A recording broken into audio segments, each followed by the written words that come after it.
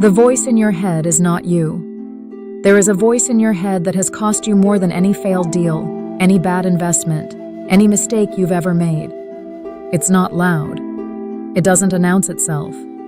It just quietly talks you out of things, out of sending the message, out of taking the risk, out of believing the opportunity was actually real. It sounds like logic. It sounds like caution. It sounds like you.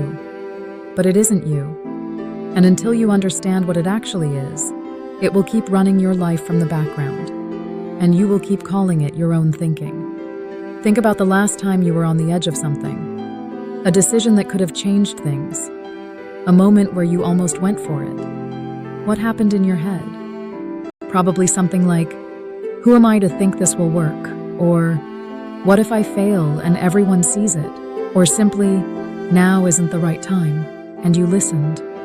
Because it sounded reasonable. Because it felt like self-awareness. But here's the question nobody asks. Where did that voice come from? And whose side is it actually on? Vedanta has a precise answer for this. One of the oldest and most sophisticated maps of the human mind ever created. It identifies two distinct forces operating inside every person. The first is the Atman, your true self. The part of you that is aware, clear, capable, and unafraid. The part that recognizes an opportunity and says, yes. The part that knows what you're capable of, even when nothing around you confirms it. The second is what the texts call the lower self, the instrument of ego and conditioned thinking, the reactive mind, and the identity built entirely from fear. The Katha Upanishad describes it precisely. The self-existent Lord pierced the senses to turn outward. Thus we look to the world outside and see not the self within. Read that again slowly. We are built, by default, to look outward, to measure ourselves against the world, to let outside noise become inside truth.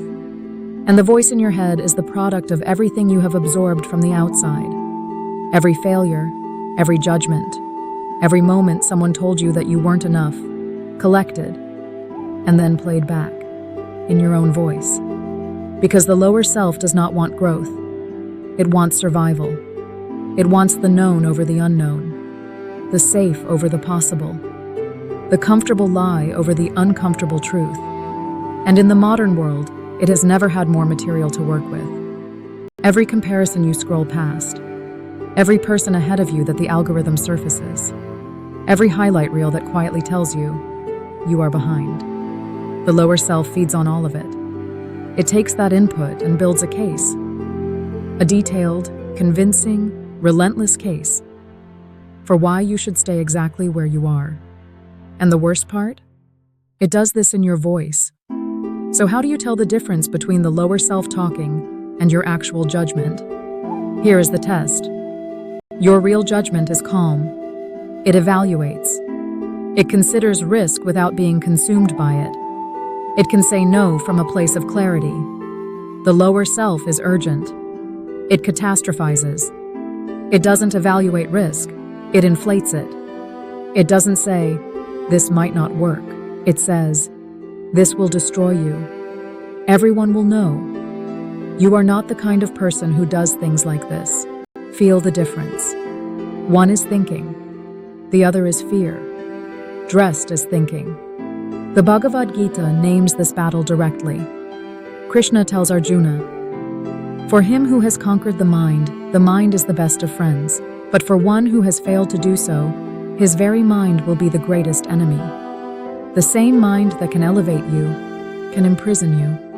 And most people never realize they've been fighting on the wrong side of that war. Listening to the voice that limits them, trusting it, defending it, even building their entire self-image around it, even when it has failed them, again, and again, and again. So what do you do with it? The first move is the most important one, and it is not what most people expect. You don't fight it. Fighting the inner critic gives it power. It makes it louder. It turns your mental energy into a war you can't win, because you're using the same mind to fight, That is creating the problem. The Vedantic answer is witnessing, what the texts call Sakshi, the observer. You step back, just slightly, and you watch the voice rather than becoming it. You notice it the way you notice weather. There it is again, the voice that says I'm not ready, the voice that says this won't work. You don't argue with it. You don't agree with it. You simply see it. And in seeing it, you stop being it. This is the shift that changes everything. Because the moment you can observe the voice, you have already created distance from it. And distance means choice. You are no longer inside the thought, being carried by it.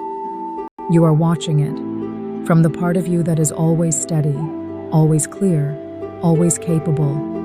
That is the Atman. That is your actual self. The Mandukya Upanishad points to this directly.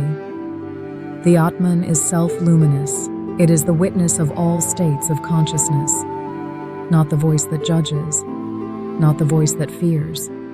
The witness behind both. That is what you are. And from that place, the voice loses its authority. It may still speak.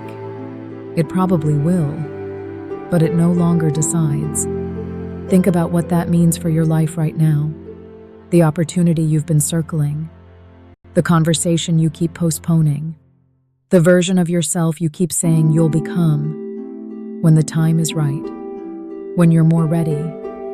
When things settle down. The time will never be perfect. You will never feel completely ready. The voice will always have a reason. But now you know what the voice is.